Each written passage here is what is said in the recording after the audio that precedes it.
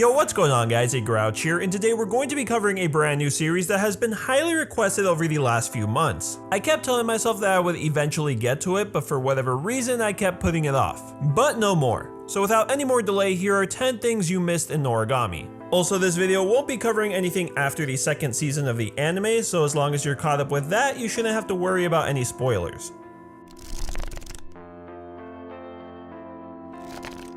Noragami makes a number of references to Japanese culture, specifically Shintoism, an ethnic and spiritual religion that is as old as the country itself. Its primary focus is to emphasize the communication between living humans and spirits, centering on the connection between ancient Japan and the modern day. If you've never heard of it before, it's honestly not that surprising, as it's something that remains pretty exclusive to Japan. Because even though I call it a religion, it's not exactly the type that you would expect to immediately come to mind. You see, unlike other religions such as Christianity, Shintoism doesn't have a single written text that serves as the basis for all belief. Out of the entire Japanese population, nearly 80% practice Shintoism. Yet, despite this overwhelming percentage, only a tiny amount would actually label themselves as Shintoist. This is because there is no belief system where you need to be baptized or confirmed to be a member. It's literally all about the worship. This is also why you most likely have never heard of or encountered anyone with this belief, as it's really not meant to be spread around, and thus remains rooted in Japan.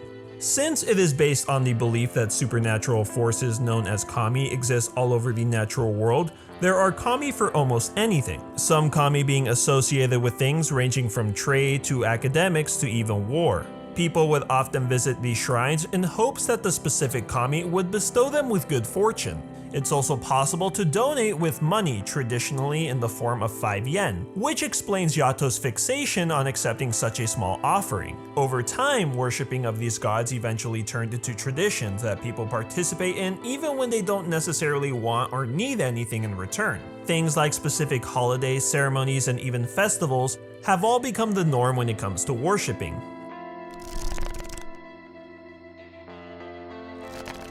Some of the gods that we see in Noragami are actually inspired by gods from Japanese folklore in one way or another. For example, Bishamon is indeed depicted as a god of war, however she is actually portrayed as male instead of a woman. Tinjin shares many similar traits to Sugarawa no Michinzen, the Shinto god of learning. One interesting minor detail is his love for plum blossoms, which are often found around shrines that are dedicated to him. In Noragami episode 3, Tenjin recites a poem about the tree just before first appearing. Jumping to Kofuku, she is the god of poverty who introduces herself as a fake god of fortune, Ibisu Kofuku. Her Shinky name, Daikoku, is derived from the Shinto god called Daikoku Ten. In Japanese mythology, Daikoku Ten is often connected with the god Ibisu, just like both Daikoku and Kofuku, aka the fake Ibisu in Noragami. Surprisingly, however, Yato himself doesn't seem to share any sort of similarities with any specific god, which is a little strange given the fact that he is the star god of the series. However, since he is a god of calamity, it actually makes sense as there isn't much of a history to him, and it's a pretty well-known fact in Shintoism at least, that people only tend to call on this type of god when seeking revenge, which I guess could also explain why Yato is astray with no shrine for the longest time. In other words, by not being able to find a connection, we've somehow managed to find the connection.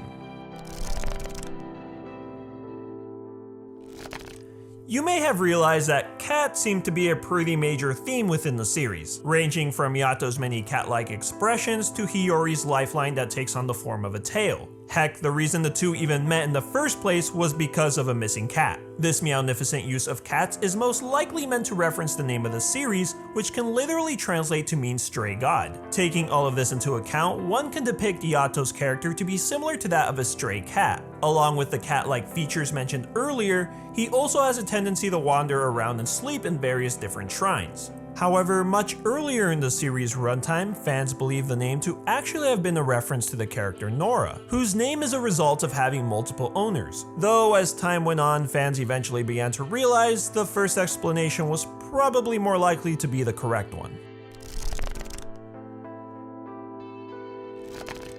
Yato, as we all know, is a god and as such is much older than he appears. If you were to judge him based on his physical features alone, you, like most others, would probably guess he'd be somewhere in his early 20s, which again is incorrect. While it is never actually stated how old he really is, there are some hints within the series that we can use to go off of. For starters, some of Yato's flashbacks seem to show him alive during the Warring Era.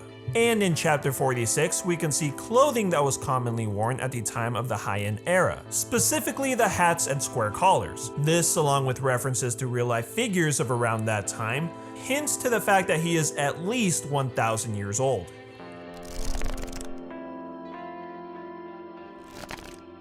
Back in November of 2015, there was a collaboration campaign between the two ongoing anime series, Noragami Aragato and Attack on Titan Junior High. Posters featuring the visuals were displayed in Ikebukuro Station in Tokyo until November 22nd, and in some of the trains until December 15th. Anyone who had purchased either one or both manga series at selected Japanese bookstores also received a special collaboration postcard. The reason this collaboration even came to be, however, was because of two reasons. The first is that both series are associated with Shonen Magazine, and the second was due to the fact that they share two of the same lead Japanese voice actors. Hiroshi Kamiya, who is the voice of both Captain Levi and Yato, as well as Yuki Kaju, who voices both Eren and Yukine.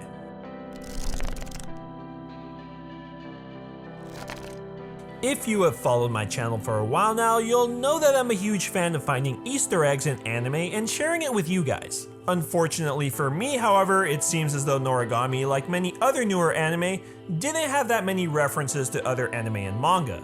None that I could find anyways. Except for one.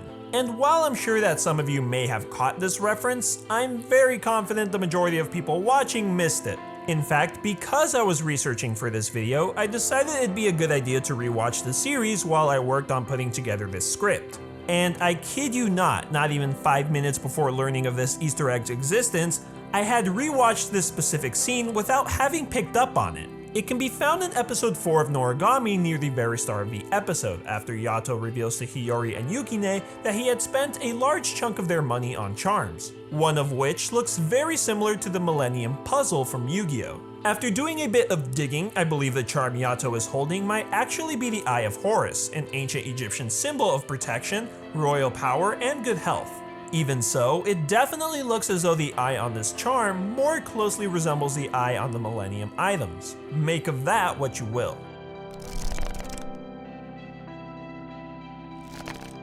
As we already know, a Shinky is created when a god finds a loose spirit and grants them a name. According to what we see in the series, a Shinky is more specifically the soul of a person who has died from either being murdered or killed in an accident, which from the eyes of a god are people who deserve a second chance to live. The kanji character of their name will then be imprinted on the soul's body, marking the ownership for said spirit. After this, a special bond is formed, and the god receiving the Shinky will see and learn all of their past memories when they were still alive. I bring this up specifically because of Yukine. While we do know that he is dead, it has not yet been explained why in the series. I won't go into many specifics because there are a lot of things regarding this topic that has yet to be shown in the anime, but there are many fans who believe that Yukine may have died through abuse from his father. In the manga version of the scene where Yato learns of Yukine's past life, he is shown crying. The anime version, on the other hand, does the exact same thing, but it does include a few extra frames, which you can see now. I find it unlikely that this was just thrown in there without some sort of approval from the series author. Not only that, but the bandages on Yukine's blade, which appear whenever he is called upon by Yato,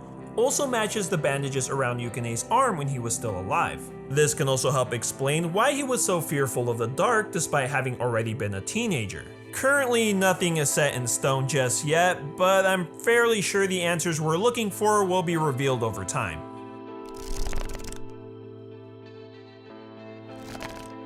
Noragami has not one, not two, not three, but 4 anime OVAs, with each new season so far having released 2. As far as I know, these have only officially been released in Japan, so the only way you can watch them is through the sub translation. What's interesting about these, however, is that out of the 4 OVAs in total, 3 are for the most part canon to the story, as a lot of what is shown is actually taken from skipped manga chapters and some of the Noragami side stories.